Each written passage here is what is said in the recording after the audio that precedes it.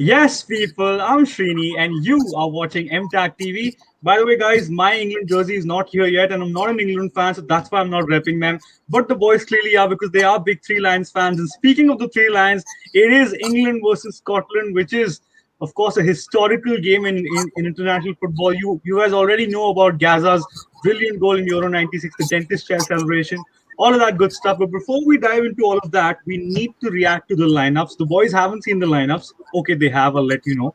But anyway, we will fake react to them. So let's react to the England lineup first. I'll go to Ritvik. Read them out for everyone, man. Is Ritvik stuck? What is Yeah, I going on? couldn't hear you. Okay, I have to read it. Sorry, I Okay, couldn't hear great, you. brilliant. Read the lineup. Great, nice one. Pickford starts in goal with Reece James, John Stones, Tyrone Mings, and Luke Shaw at the back four. Kalvin Yep. Phillips and Declan Rice make the midfield pivot with Mason Mount in front of them. Phil Foden, Raheem Sterling, and Harry Kane start up top, and there is no Kyle Walker on the bench either. So the changes are Walker and Trippier make way for James and Luke Shaw. Fair one. Pretty good lineup, I think, but we'll come to that later. Let's read the Scotland lineup. It is David Marshall in goal. I think Scott McTominay is going to play in defense. So it's Scott McTominay, Hanley, and Kieran Tierney, who returns from injury. Right wing back, you have Stephen O'Donnell. Left wing back, you have captain Andy Robertson. In midfield, you have Celtics Callum McGregor, Billy Gilmore, and John McGinn. And up front, you have Lyndon Dykes and Che Adams, who starts. Right. So let's react to England. We'll go to Arnav as well. What do you make of this lineup? Because this time around, a left back is actually playing. So what do you make of that? Yeah, I think this lineup is actually much better than the one last time around. I'm glad he's finally picked Shaw, and I kind of agree with James starting over Walker because I don't think he had a great game last time around.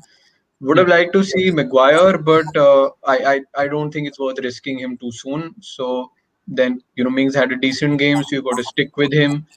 And Scotland are known for crossing the ball a lot, so Mings' height helps. Apart from that, yeah, Sterling, you can't drop him after that game, and especially with Kane dropping deep, he's the runner you need. So I'm Yep. fairly okay with the lineup today. Ritvik, you? Yeah, I think it's a good lineup. I just didn't expect Walker to be dropped, to be honest. I know there's a bias there because I'm a City fan, but in the end, I think you should play the team you want to play going forward. I also think there's no reason for Maguire not to start because he's claiming he's fit. So there's no reason to drop him. You need to play your best player for the longest period of time, because if they play together, they'll have more match experience, and you need that for the round of 16 and going forward. What were you saying? I'm saying it's probably not worth risking him right now. You know how players are. Yeah. He'll be eager to play even if he's not 100% there. So I kind of think that that's a sensible decision. It's so funny that players come out and say that I'm fit to play, and then the manager says he's not fit to play. It's the Euros. It's a game against Scotland. Guy is quite eager. Understandable. Yeah. Srini, what do you make of the Scotland lineup? Yeah, I'll touch on the Scotland lineup. Guys, yes, we are going to cover Scotland. Bad news. I know you guys don't want to hear about Scotland because they're Mbappe, Neymar, Tierney, and Robertson. But hey, man, we cover everything in MTAG TV. So yeah, man, I think it's a pretty good lineup. Wait, my producer is telling me something in the ear. I think Adibir is returning. Adibir, don't disappoint me with the black screen out of here.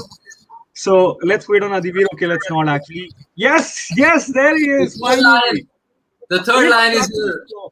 If that was a flop, he would not be on the show today. Nice. Welcome to the show, Adibir. I'll give my Scotland lineup reaction and then hopefully you have something to say. They made 4 changes from the last lineup.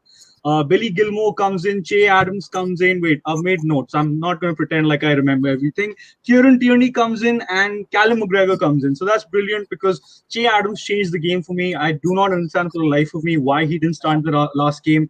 He can play that Ryan Christie role really well, so it's really nice to see him in the game. Of course, Callum McGregor was brilliant in midfield when he came on in the second half as well, so it's great to see him. And Scott McTominay playing at centre-back, it's not the best situation, but again, he is a class player, and you have to have someone of the ilk of Billy Gilmore and playing in midfield. So all in all, I think Stuart Clark has learned from his mistakes, and yeah, well done. But Adi, same thing. Do you have anything to add or not really? I'm trying to catch my breath. I've just come back from work at 11:30 Where's your at night. England jersey, man? We were supposed to be the 3 Lions tonight. Yeah. Seriously. Today, This guy. this is my Hearts of Midlothian jersey, straight from Scotland. I'm repping these boys tonight. For the next game, I'll wear my 3 Lions one. Next one, I promise. Adi, you're such a snake, man. You're such a snake. I mean, As if the Cruise jersey against Liverpool wasn't enough. Yeah, I mean, guys, I have to make this joke before we take this further. There's 2 lions, there's 1 snake, and there's 1 puma. So that's all I wanted to say. But Adi, nice, right? I thought of that 5 minutes early. Anyway, Adi, what do you make of the lineup, man? Are you happy with it or no? Because you're repping Scotland. I'm pretty happy, man. Shea Adams coming in is obviously a big plus, but Kieran Tierney, that is the biggest name on the team sheet. I'm seeing everyone think that he's going to play centre back today. I don't think that's the case. I think it's going to be Roberts centre back, but yeah, we'll delve into that later. But very solid lineup from Scotland, and yeah, hopefully they're up for tonight, man. Big game. Yeah, I mean, fair point. And let's take Dilchair's comment, right? So I'll go to Arnav for this one. He says, "Who all didn't make the 23-man squad for England?" Arnav, take it away. Yeah, so Ben White is out, Kyle Walker is out, and Saka is out.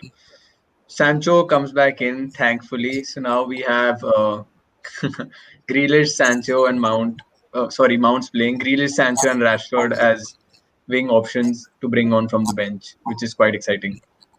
Defo. So, boys, let's touch on a combination of 2 things, right? Let's touch on the style of play, and let's touch on the last game as well. So I'll go to Ritvik.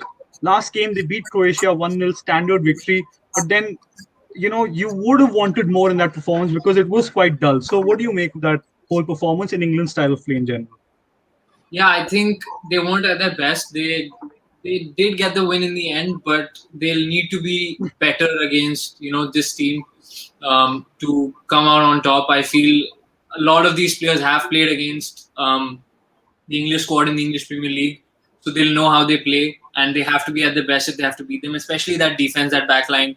Because McTominay, Robertson, Tierney, they've all played against the likes of Sterling and Kane. So there were some positives to take out of it, but in the end, they have to play like they played in the second half if they want to get something out of this game. And Trippier not playing, actually, if you looked at the first game, Trippier was very good in delivering those long balls to Sterling. So it'll be really interesting to see if Sterling plays on the left or the right. Because if he plays on the left, then there's nobody to, put those balls in behind. But if he plays on the right, then that's a different story altogether. But then you can combine with these James. So yeah, I think a solid performance is needed, as is every game. So Arnav? Yeah, I'll talk about some of the positives from last game first. I think Kalvin Phillips. Can you hear me? By the way, the audio quality is brilliant on the show. I absolutely love it. This is, oh my god, amazing. It's music to my ears. Someone please reduce your volume because this is not, this is not ASMR friendly. But okay, I think we're fine now. Arnav, let's go again. Yeah. Let's Kalvin Phillips and Raheem Sterling, biggest positives for me last game round. Kalvin Phillips' monstrous performance. Having somebody like Rice besides him actually helped him get more forward, and we've all known how good he is breaking the lines and all of that, but he showed his spatial awareness and his good pass from his left foot to find Sterling. I feel was the out ball throughout. We saw even Mings finding him a couple of times, and he was a constant threat. Apart from that, they seemed very solid defensively. At no point of time did I think that Croatia were going to score. And another plus I can think of is that it's okay to be a little slow in the beginning of the group stages. You ideally want to peak as you go on in the tournament. For the negatives, I think they could have created more, scored more. Foden could have probably buried his chance. And perhaps that's all. Yeah, One thing I wanna add on to this is that at least we know that Southgate wants to play with these set of 6-7 players apart from that defense going into this tournament because he's sticking with them, and that means he wants them to be the starting 11 in the main rounds unless a mishap happens. So I think that is a good positive to take because if they play more together, I think they're just going to improve, which is what probably we're going to see today. Yeah, fair point. I mean, stability is always important in international tournaments. But Adi, I'll go to you. Speaking of stability, I mean, the Scotland manager doesn't really back this team in its stability because he's made 4 changes tonight, right? But I think the performance as a whole was pretty decent. I think they were much better in the second half than Czech Republic. So, what did you make of Scotland's performance, and how are you feeling ahead of this game? Because it's a big, big game, man. Like you said, second half they were good. First half was really flat. So obviously something Steve Clark said in the dressing room got to them. Got them through the occasion. I don't think it was 2-0, right? 2-0 was the result. Yep, shit race. Yeah, bad research. But yeah, I don't think that it doesn't reflect the game fairly enough. I think Scotland should have scored at least one second half. They had a lot of opportunities to score. And I think today, because of the magnitude of the game, because this is England-Scotland for only the second time in history at a major tournament, I think that will push them to the level to really perform. They take a lot of positives from that second half, knowing that they can, put that kind of performance at a major tournament. Scotland notoriously are known for being probably the most inconsistent side, under the radar. So yeah, I think Steve Clark's got a job on his hands today and get the boys really up for it. So Scotland's XG was 2 point something last game, which is brilliant. So I think they're going to be a threat to England today. Yeah, I think XG is one of those stats that can be a little deceptive at times. And I think that was one of those, because while they did create a lot of chances, they created a lot of big chances. And they missed a lot of big chances, which is why ultimately, it reflected like that. Even in the first half, they did create chances, but everything was coming down Robertson's left flank, which is almost so obvious that it's almost surprising to see. Like, your marquee player is actually, he always turns up. Like, he created 6 chances on the day, which is the most any player did on the night. And yeah, I think it was a very stop-start performance where they created a lot, but in general, fluidity-wise, there was a lot missing, I think. And that's why these changes will bode well, because I think John McGinn really struggled in that game. I don't know if he's put on some weight or if he's just in bad form, but he looked really loose in that game. Also because he was my fantasy team, so I was like staring at him throughout the game, which is a little sus, but it is what it is.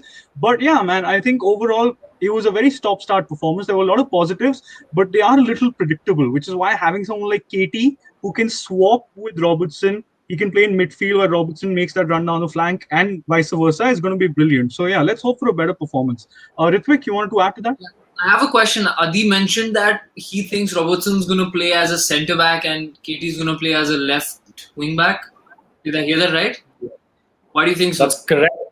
And I say that because Scotland in the last probably 1 year building up to the tournament, they've tinkered with these two because, they're 2 quality left backs, but you can't fit 2 left backs in a side.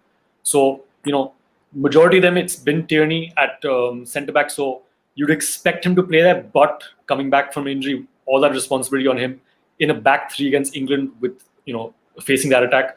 I'm not too sure. I'd probably trust Robertson more, if I'm being honest, but let's see. Srini, you had your hand raised. Yeah, I just wanted to add to that. Firstly, KT will be in a great mood because not only is he playing against England, he's signed a 5-year contract with Arsenal, so spirits will be very high.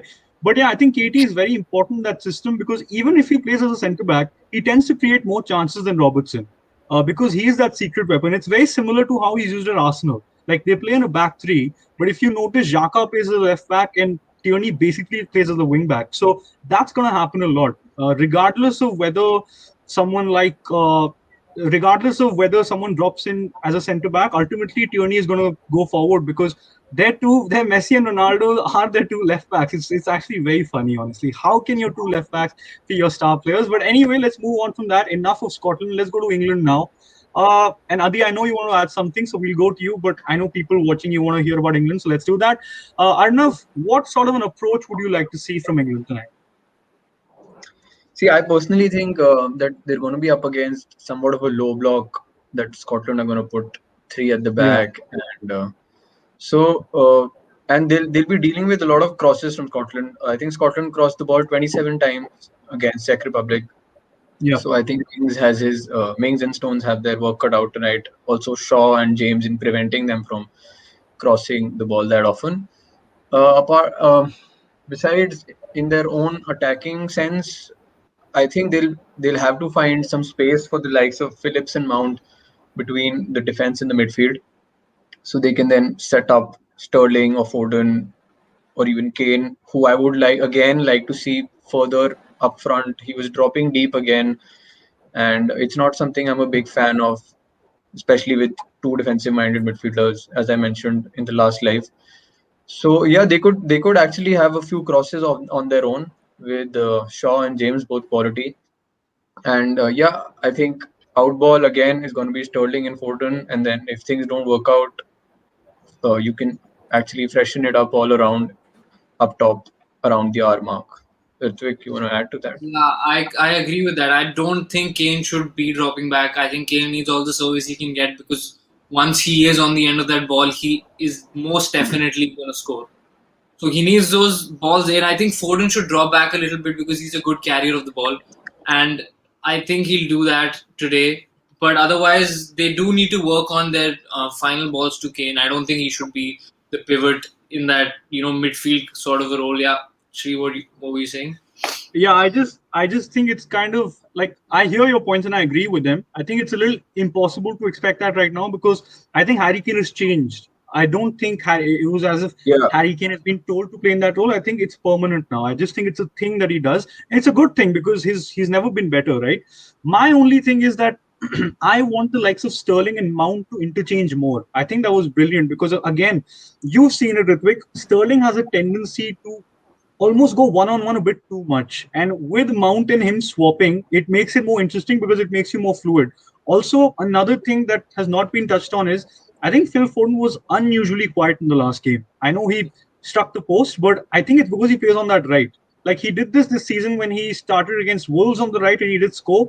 But you need to play Foden on that left-hand side because Sterling's transformation started on the right. So he's comfortable there. With Foden, he's not a cut-in merchant. He's not like Riyad Mahrez. He's not like Steven Berghuis. So I just think there's no reason for that to happen. So if you swap that, you get an even better performance from your wide men. Ritvik?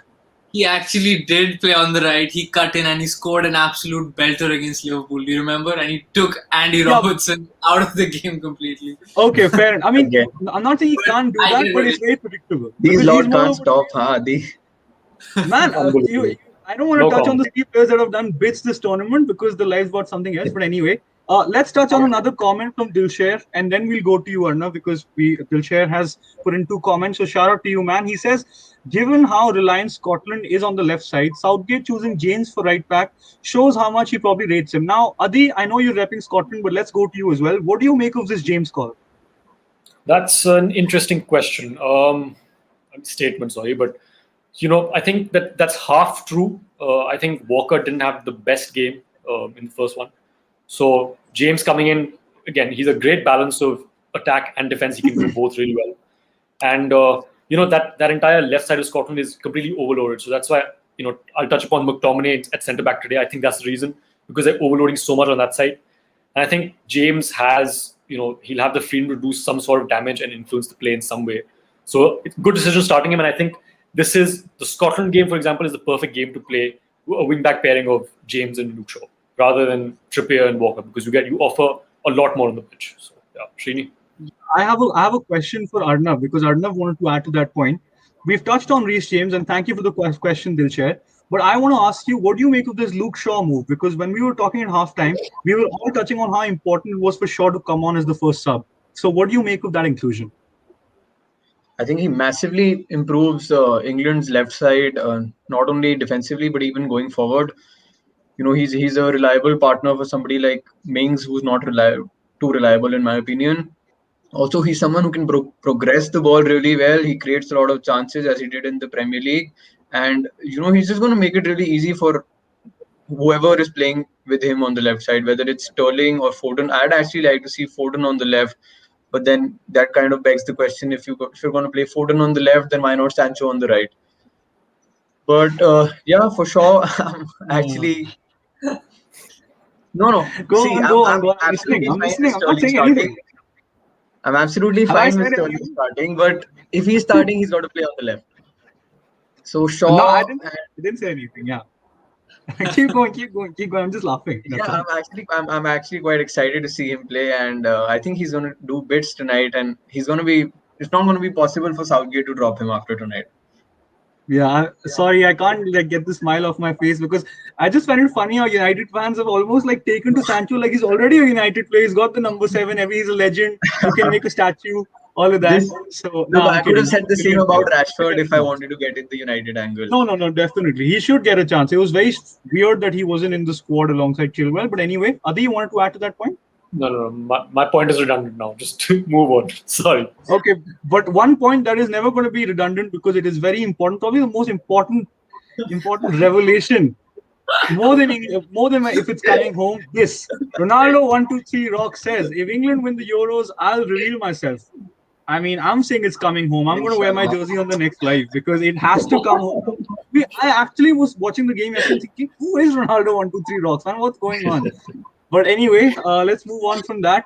Oh, and Amog with a good comment. He puts Gilmore with the heart eyes. Yeah, I mean Billy Gilmore starting is brilliant.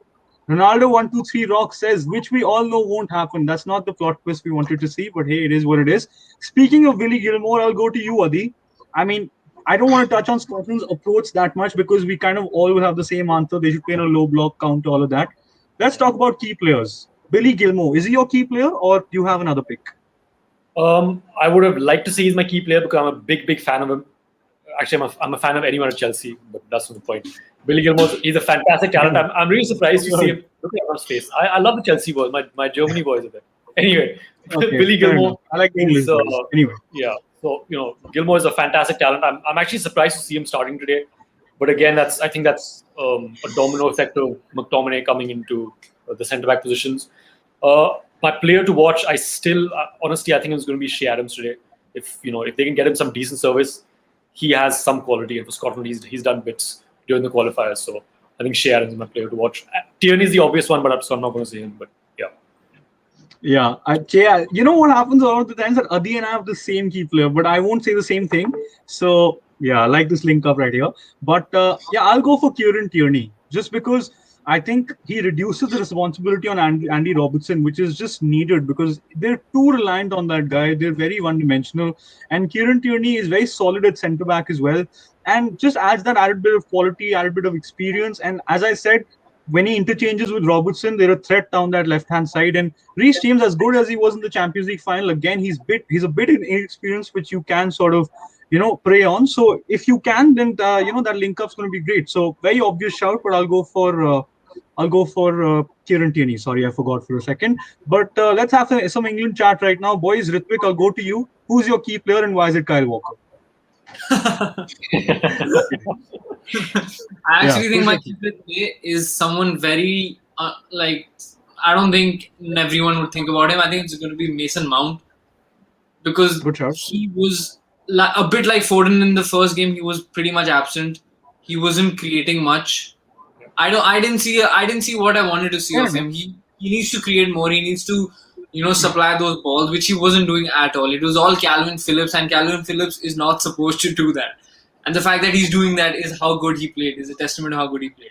So Mason Mount needs to step up a little bit more if he wants this spot, because otherwise I can really see Jack Grealish coming in and absolutely bossing the game in that midfield position.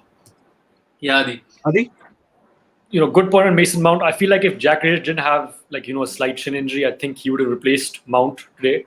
So Mount would have also been my key player. I think, like you said, he was completely missing in the first game, and I'm surprised he actually lasted the 90 minutes. They didn't take him off and all that. So he obviously has to step up today. I wish I was wearing my Mason Mount kit right now. Amog in the comments, my kit has arrived, like I promised. So yeah, hopefully it does. But Srini, you had your hand raised.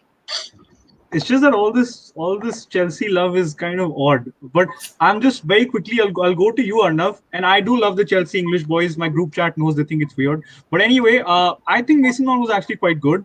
I think please do not perceive Mason Mount as like the classic number 10. He's never going to be that. He's a hybrid between an 8 and a 10. Like, he is one of those players that creates a lot of chances, like when you look at the league, but he won't create that sort of perfect pass for your striker in a game. What he does is he works very hard. He interchanges position like he did with Sterling, and Ritvik mentioned he didn't supply those balls. Do you guys remember that pass he gave from the left flank when Harry Kane got injured? Harry Kane goal? He did that. So I think he did a lot of subtle things, but Kalvin Phillips was too good, so we didn't notice. But Arnav, anyway, and Amog, by the way, you need to say attaboy to me as well because I'm defending your boy. But Arnav, who's your key player for this one? Yeah, first of all, about the Mason Mount pass, Harry Kane fluffing his lines for a big chance against Croatia. We've seen that before. Yeah. Yeah. About my key player, I'll go with the Scotland pick first. I'll be going with Shea Adams, just as Adi suggested. I was quite surprised to see him drop last time round. I think he's the kind of striker who's even better when he's playing that second striker role, as we saw as he assisted Danny Ings. And he's, apart from his link-up play and the pressure that he applies on defenders, he's also added goals to his games this season. Got 9 in the Premier League, which is an upgrade from last season. For England, my key player is going to be Luke Shaw. I think England kind of had. I can't. I had to laugh. You guys are laughing as if I've picked some League Two player or something. No, you haven't. But it's kind of surprising how it's always a United. That's all I'm saying. Now, how is it always a United player? It's the first time a United player is even playing for England. Sancho plays for United, right? Sancho, if you heard me, I said I totally agree with Sterling and Foden starting. I only said that if you want to play Sterling on the right, then on the right Sancho's a better option. Yeah. No. I know I'm joking, man. That's my job. You keep going. We love the analysis. Keep it going. So I think Shaw is actually going to put some balls on the plate for Harry Kane. Harry Kane also was anonymous last time round, so he's going to get some more service with Shaw. And I'd also like to see Shaw taking the free kicks and corners, at least from the left-hand side, because he's really good at that for United.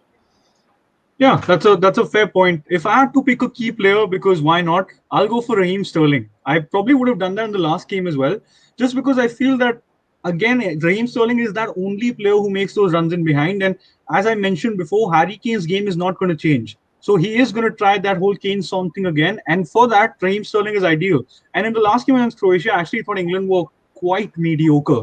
And that goal was a result of just a bit of luck, because Phillips and Sterling had a moment of brilliance, but no one else is going to do that. So yeah, Raheem Sterling is my pick. Ronaldo123 Rocks with another amazing comment. Nothing football based, because obviously that's what Ronaldo123 Rocks does. He says, "Jersey kahan se li at Arnav at Ritvik? How much for?" देखो जब वो हमें sponsor कर लेंगे ना तब बता देंगे हम. अभी स्पॉन्सर नहीं कर रहे वो लोग, ठीक है? जब करेंगे तो वरना डिस्क्रिप्शन में लिंक डाल देंगे हम. हाँ, वरना तुम what you do is you message one of these jersey places, tell them to sponsor MTAG TV, tell them to subscribe. When you do that, then all of us can buy jerseys from there. How about that? There's a question, so I think we should go to Adi for it. Then we'll do predictions and other random stuff. We'll make it up. Amok's question. Amok, thank you for the comments, by the way.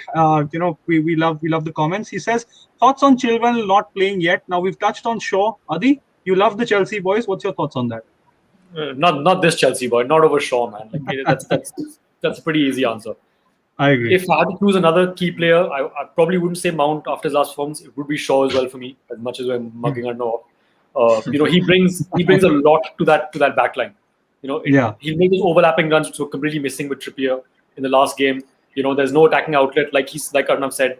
There's more service to Kane, whether it's from the attackers, but plus another defender, including James as well. So Shaw brings a lot more to the table for me compared to Chilwell. Yes, Chilwell is also attacking, but Shaw's been a different class this whole season, so he deserves to be starting in, I think, every England game from now. So yeah. I honestly don't think Chilwell is even the second option for Southgate. Like, that's pretty clear now. I don't think he's going to play even one game in this tournament. I think he should be the one who's not on the team sheet, on the 23-man squad. I mean, get all those attackers in, man. Why is he on the bench? I think Chilwell only plays if Southgate decides to go with a back three. So I think he only plays if playing a left. If he's playing a left wing back. Yeah. Boys, I have a question for whoever wants to answer it. It's a Scotland-based question. Where do you think Scotland can actually, get something out of this game? Is it a weakness that England have that they have to, they have to exploit? You have your answer there. it's quite that's a good start. Adi, go for it.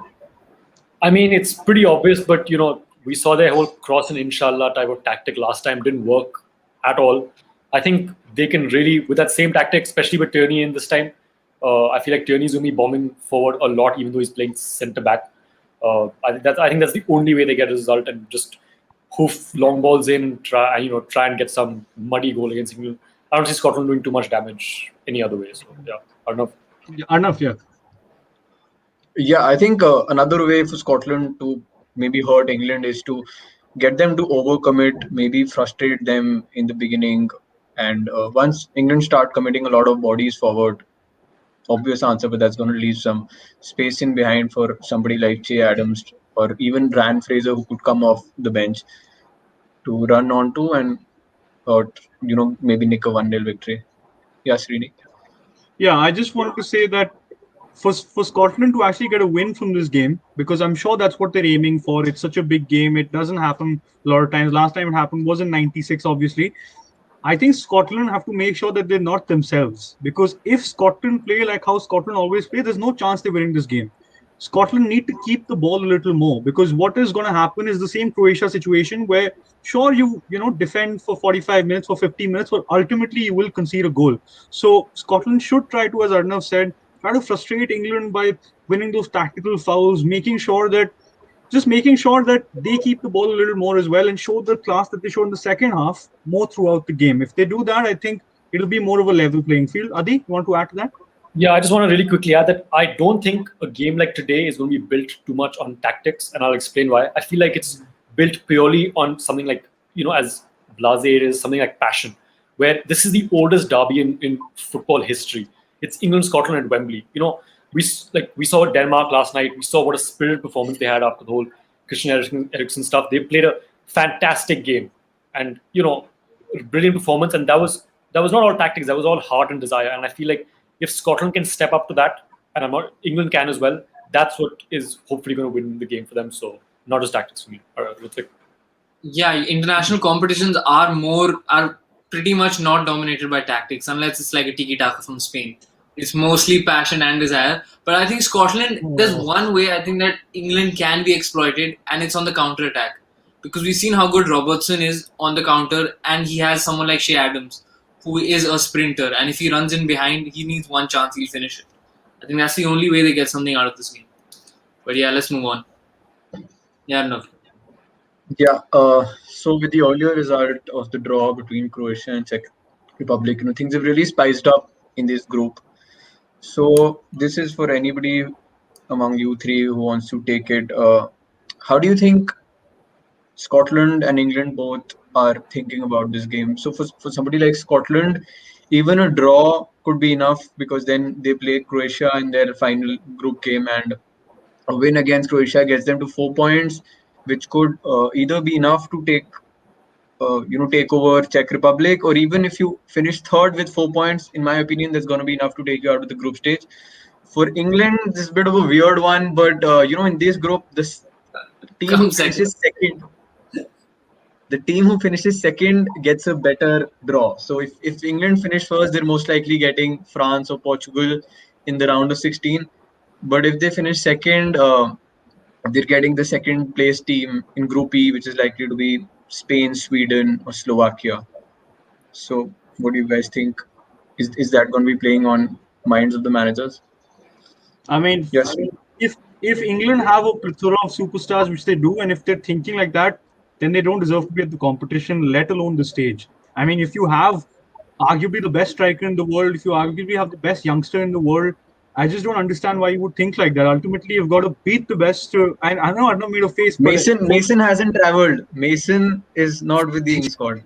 This guy, Mason hasn't travelled because he's not had a great season. But Mason Greenwood is a great talent. I can't make jokes because he's such a great player. But yeah, I just feel that England shouldn't think like that. Like, you have to play the Frances and the Germanys of this world. So I don't see why you would think like that. And I mean, England did mess up against Iceland. So that mentality of, it's not a big deal, should never set in. They thought the same when they played Croatia and they got bossed. So they shouldn't think like that. They should focus on putting a great performance in. Like, that Croatia performance, to me, is more worrying than satisfying, because I think there was quite an average performance considering how dominant they were, considering the fact that Croatia barely pressed. I mean, I think there's reasons to be concerned. So you want to dominate the Scotland team, because people will talk about how this is a big game. Historically, it is.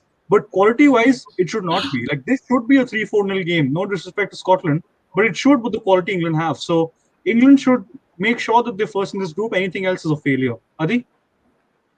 I mean, I sort of agree with that. Yes, you have to beat the best and all that.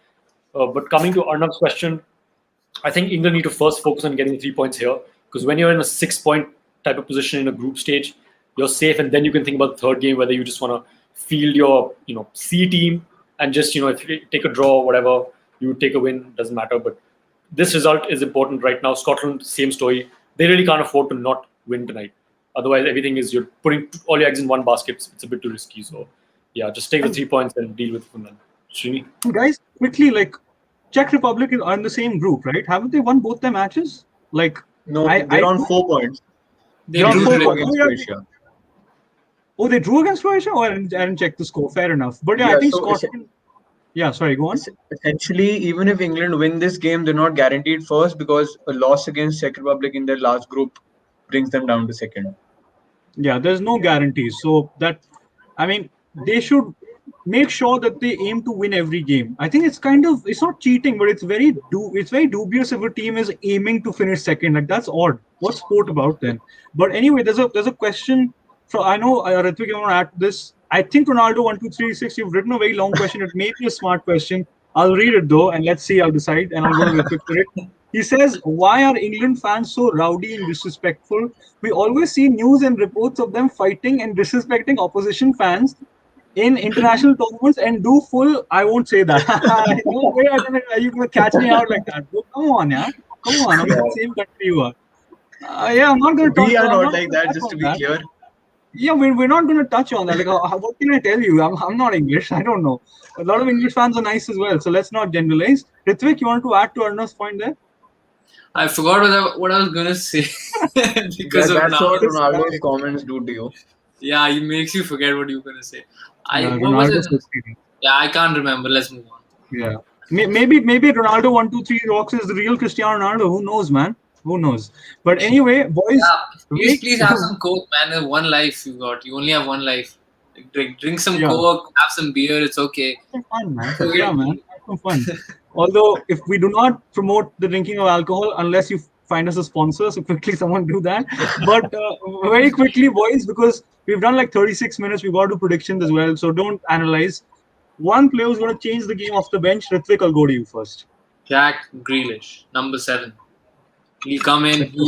I want him. I want to see something special from him. I mean, he's got that quality, and like it's just something that I think every England fan wants to see. He is the beautiful player who plays nothing like an English player. He's so different in the way he plays, and yeah, I think if he's given the chance, he'll shine.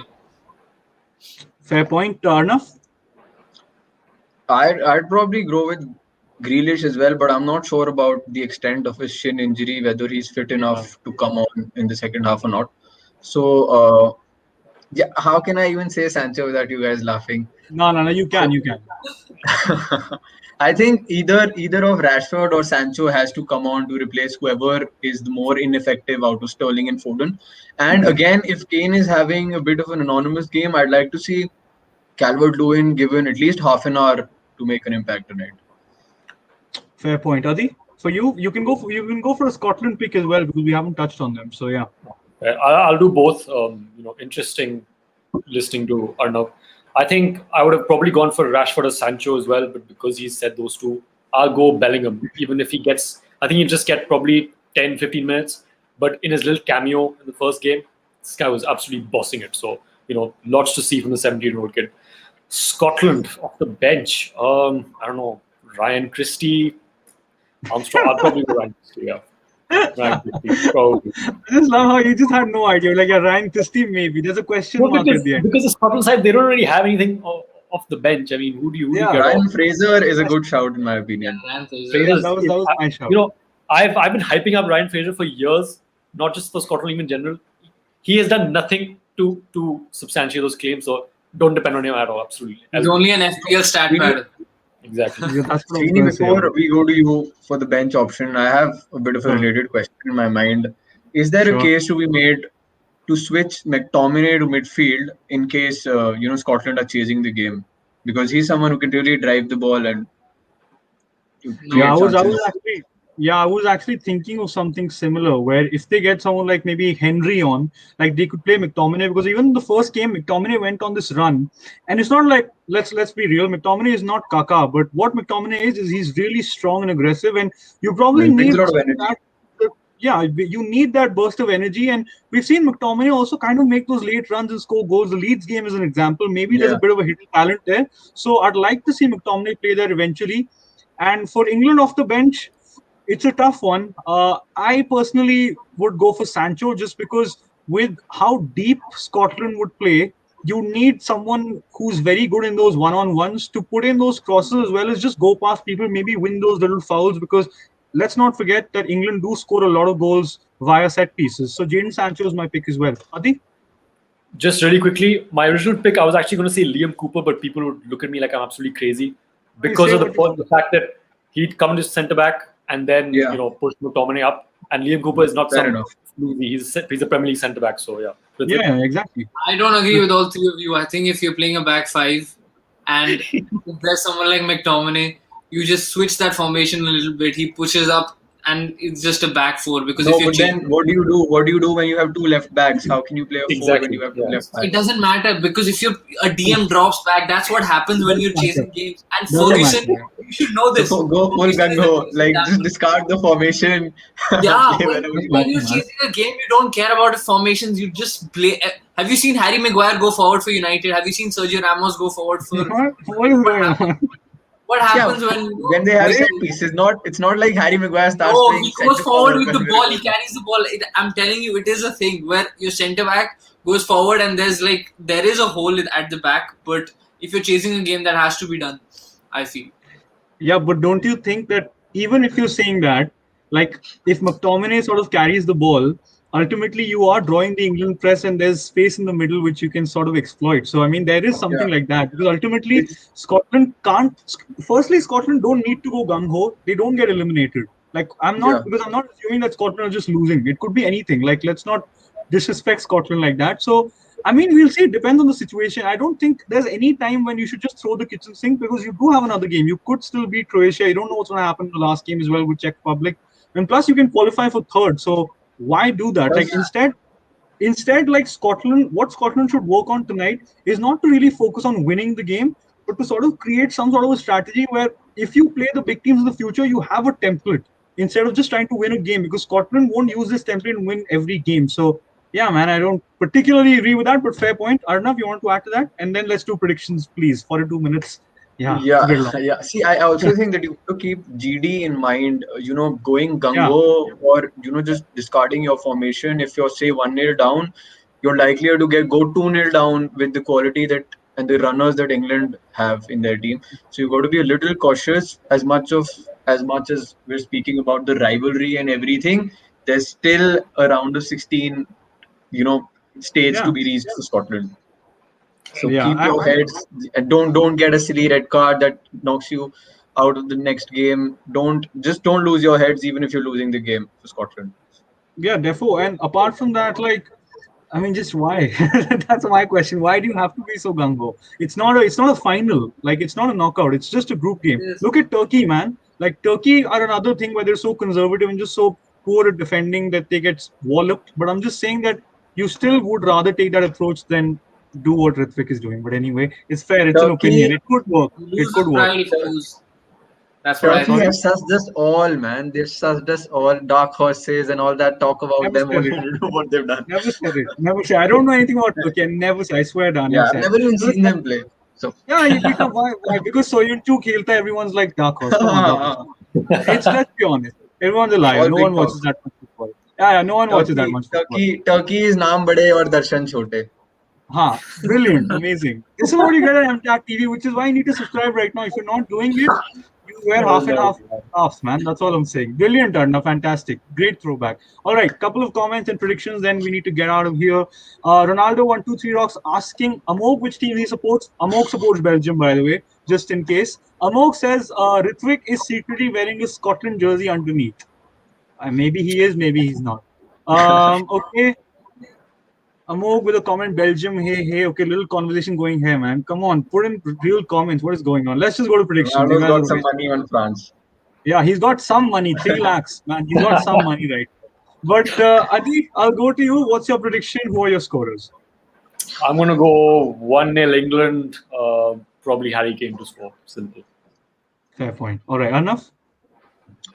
2-0 England. I think Sterling and Harry Kane will get the goals, and if Mings and Stones can step up tonight, deal with the crosses, then they should be able to keep a clean sheet.